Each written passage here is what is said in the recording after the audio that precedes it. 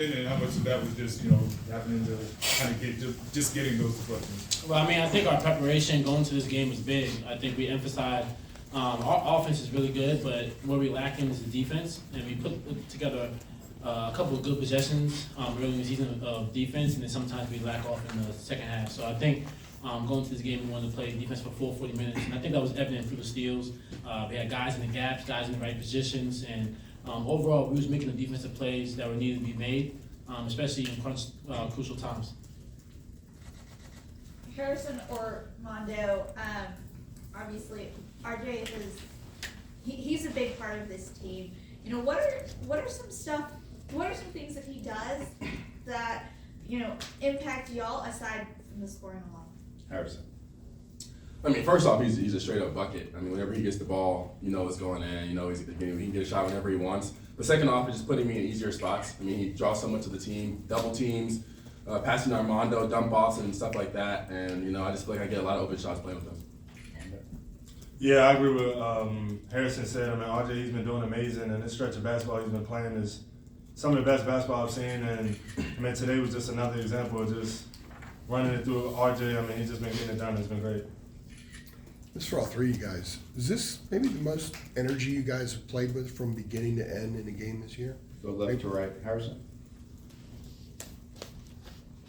Yes, sir. I would think so. I think we had lapses in the second half, mid-second half, where we didn't play with as much energy. I mean, we went on a little run, but we still weren't playing with energy. But as a total game, I think this was the most energy we've Scrappiest as well? Yes, sir. RJ? What Harrison said. Scrappiest? Yeah, I mean, I think we just, like Harrison said, we kind of took our foot off the gas a little bit on the second half with no energy, but we were able to pick it up quickly. And I would say this is probably one of the most, the game where we played with the most energy. Elaborate. Yeah, I agree with what RJ said. I mean, going into this game, we knew it was a must-win, an undefeated team. It's one of those big wins we need to get into the tournament. So we definitely came into this game with a sense of urgency, and we had 3 days to prepare, and we just knew coming in, if we followed the game plan, we'd be good. Follow up. Yeah, as a quick follow-up, and this is for you, Armando. Did what happened Saturday in Atlanta have maybe something to do with the way you guys entered into this game with that scrappiness, maybe with a little bit more of an edge? Yeah, for sure. I mean, coming off the Saturday game, we kind of got dominated on the boards. We turned the ball over a lot, and I mean, those are two of our keys: is protecting the ball and also winning the boards. I don't know if we won the boards today, but we did a better job on the boards than Saturday. I mean, we had like 17 turnovers, and they also had like double-digit offensive boards on Saturday. And we knew coming in this game we couldn't allow that because Oklahoma had a lot of good players, so that was just our main emphasis. To right. Harrison, the defensive possession late in the first half where you had like the big weak side block on the guy, then they inbound it, it's like 2 seconds on the shot clock. Armando stuffs to do. I mean, I'm not trying to talk you into it, but could that have been your best defensive possession this season? I mean, it sure seemed like a lot of things were happening good there. I feel like as a game as a whole, especially in the first half, beginning of the first half, we had a lot of good defensive possessions. I mean, we came in with a really good game plan. We knew that their main stuff is getting to the paint, so we packed in the paint. We were extra help, and we knew that at the end of the day, we'll live with them making threes. So, I mean, I would say that's a good defensive possession, but the whole first half, I feel like we played really good defense. Second row left. Yeah, so RJ, I know you were, kind of noticeably snubbed from the preseason All-ACC team. Is that something that you kind of use to motivate you? Like, I mean, you kind of, some straight games with 20 plus points. I mean, it seems like you're playing with the chip on your shoulder. I mean, yeah, I think I've been playing with a chip on my shoulder my whole life. I think that's been like the main theme for me. It's been something that I've dealt with, the doubters and, not being placed on this list or that list, but, I just stay true to myself and not really try to pay too much attention to that. Obviously not making the preseason team. I mean, it is what it is. I'm not in control of who's making the decision, but I am in control of, my mental and how I play. So really going into the season, that's how I approached it. Not really worried about if I made a list or received an award.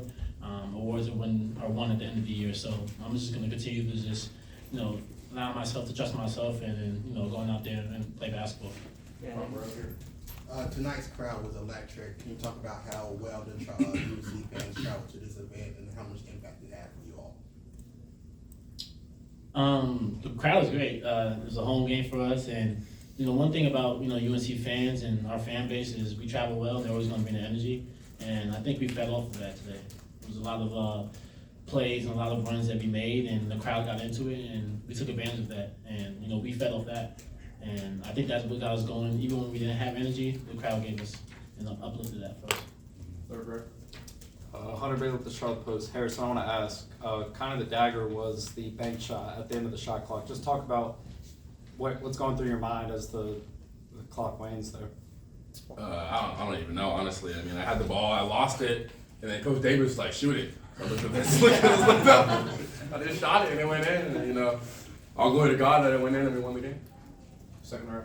For Armando and RJ, you kind of mentioned it being a must-win. The experience of last year and kind of getting toward the end of the season and looking back at some of these close losses where you could have had the opportunity to get those quality wins, does that make this win tonight even that much more important, understanding what it can mean for you guys maybe come February and into March? It's definitely important because I didn't want to go into Christmas break with the L and with a bad mood. So, but overall, I also didn't want to lose 3 in a row, and especially on home court advantage. And Oklahoma's a great team. They played a great game, but we knew what we had to do, and we executed the game plan that the coaching staff put out in front of us. And like Mama said, it wasn't a must win, but we just got to take it one game at a time. Yeah, I agree with what RJ said. Well said. First row. Yeah, this one for Armando. Obviously, Zayden High and Jalen Washington, kind of got their share of run in that second half, kind of with more games this season to really evaluate it. How would you kind of evaluate their progression, kind of as the season has progressed? Yeah, man, they've been huge for us, and I mean, Jay Wash all year, when coaches called on him, he's come in and given us something, and that's definitely been huge for us. And then Zayden today too, just how athletic and how good he is and getting his hands on the balls, it was amazing for us today, and it kind of ignited us as a team, so that's huge, especially coming from a freshman. Back of the room, standing up. Yeah, question for Harrison and for Armando. Coach Davis has mentioned a couple of times this season that the biggest change he's seen in RJ this year is his leadership. You guys noticed that, and how has that become apparent? Yeah, for sure. I mean, this year, everything has been about him, and I think RJ's been doing a good job of embracing it and, bringing us all in together, and I think that's huge, just having that point guard, leader of the team. It's just amazing, and we love it. Yeah, for me coming in as a transfer, he kind of took me in. I've become really, really close friends since I've gotten here. I hang out with him all the time. But this off the court, he's a great guy. And then on the court, we work out every single morning, every single day. We get shots up, and that whenever you have a point guard like this who can get a bucket, can play defense, can also pass the ball, you're in good hands. Front row. Yeah, Armando, you picked up your first foul with like 6.5 minutes left in the game, but the other 2 days that you were mostly banging, I think at that time had 9. What was the thinking going in, that knowing that you can draw those fouls, but do so without committing fouls yourself? Yeah, that's always a point of emphasis for us. We want to get the opposing team big man in foul trouble because that allows them to play smaller and allows us to get more offensive rebounds and take advantage of the paint game. So going into this game, I knew they had 2 good bigs, and I definitely wanted to get physical and try to create space and just kind of create problems down low. And luckily, the whistle went my way today, and we got them in foul trouble, and I think that definitely helped us. Last one for the players. Armando, you stepped out for the 3, was all net.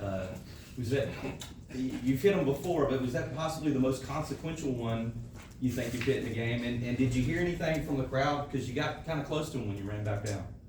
Yeah, coach might not like this, but I said to myself today I was going to hit a 3, so. So I made sure I popped on that corner and got one up. And I shot it confidently, so I knew I was going to make it. Anyone say anything to you on the way back? Nah, man, everybody was clapping. I saw the coaches, they was like, oh, at first, and then they clapped when I made it. I'll take it. I usually shoot from the top of the key, so the corner one, that was the first. All right, thanks, guys. Thank you. Thank you, guys. Appreciate it, guys. Coach gets the last word, though. Coach?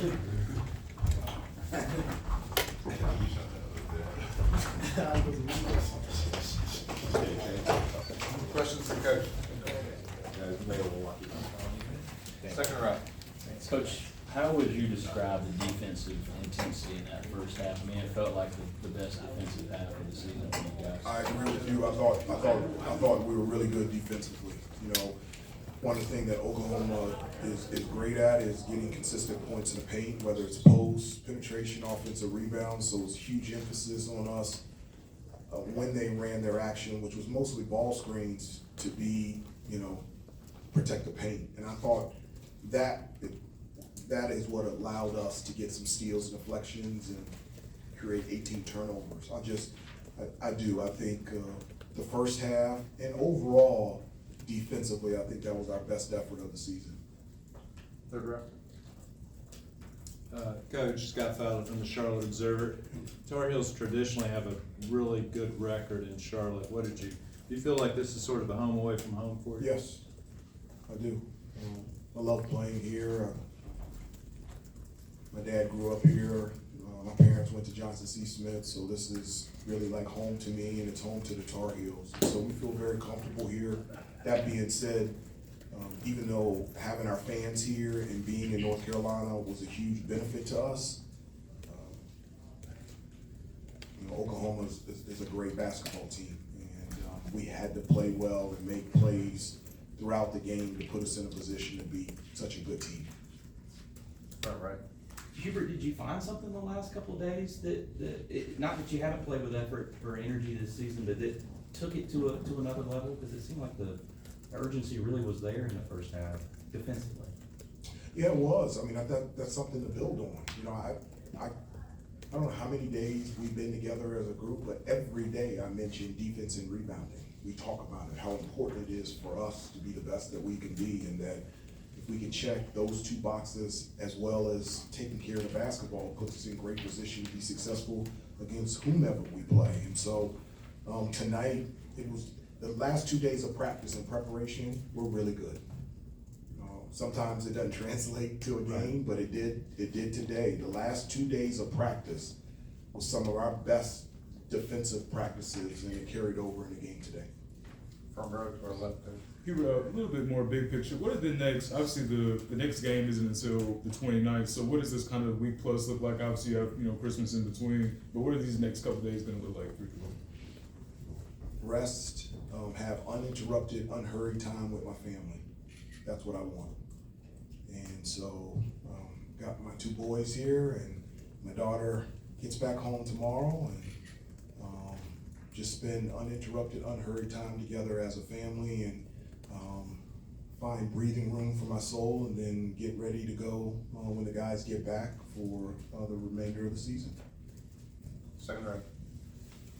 As RJ continues his, insane streak that he's been on, 7 straight games now, he's got 20 points, and I asked him about this. It's come up that he was, kind of snubbed from the preseason All-ACC team, and he kind of chalked that up to, just that being the story of his life. But, even so, I mean, I feel like he's playing with an extra amount of chip on his shoulder. Is that something you've kind of seen from him the, past few games? I wouldn't say it's a chip on the shoulder. I would just say it's growth. I know it's hard because collegiate sports, specifically basketball, you forget about the guys that stay till their senior year. It used to be that way. Just every year you matured, you got better. He talked about, and his teammates about his leadership. That's something that is a big difference this year compared to other years. I mean, for him to step up in so many different ways, he's an outstanding defensive player. He's really stepped it up on that end. And not just the 23 points, but the 5 assists and 0 turnovers. That's real. And so I'm just really happy for him. I feel like this is the first time that he is being celebrated, supported, encouraged, and noticed, and I love it. It's the 7th time in his career he's had 20 and 5. The first time he ever had no turnovers with 20 points and 5 assists. Thanks, Kirsch. Second row out. Hubert, what did you notice from Zayden tonight? It might not pop up on the box score much, no. but it felt like he gave popped. you guys a big Did you lift. see his energy? Like he competes, and I love it.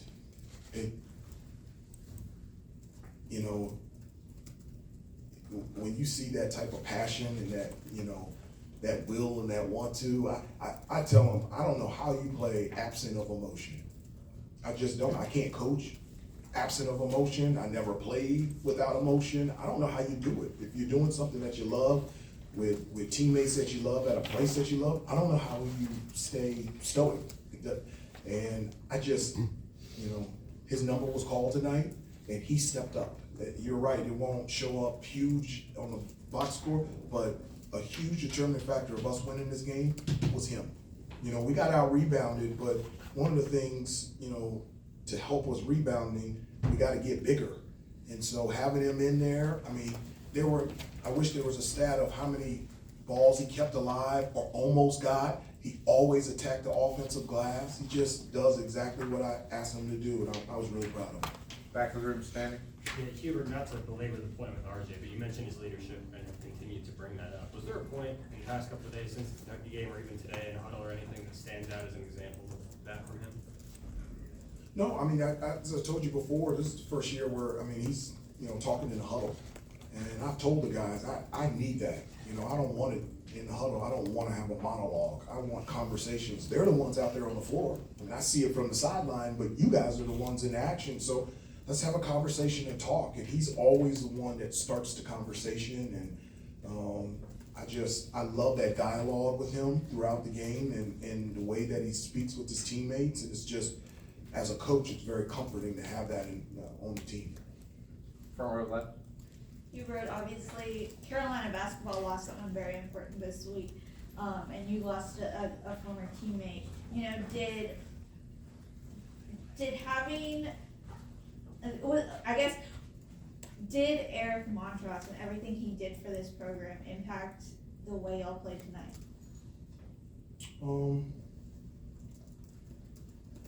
He's impacted this program, this community, this state, this university. By his character, his words, his ways, his actions, his attitude. Out of respect for the Montross family, I don't want to speak any further. He was more than my teammate. He was my friend for 34 years. All right, thank you, Coach. Couple of things, the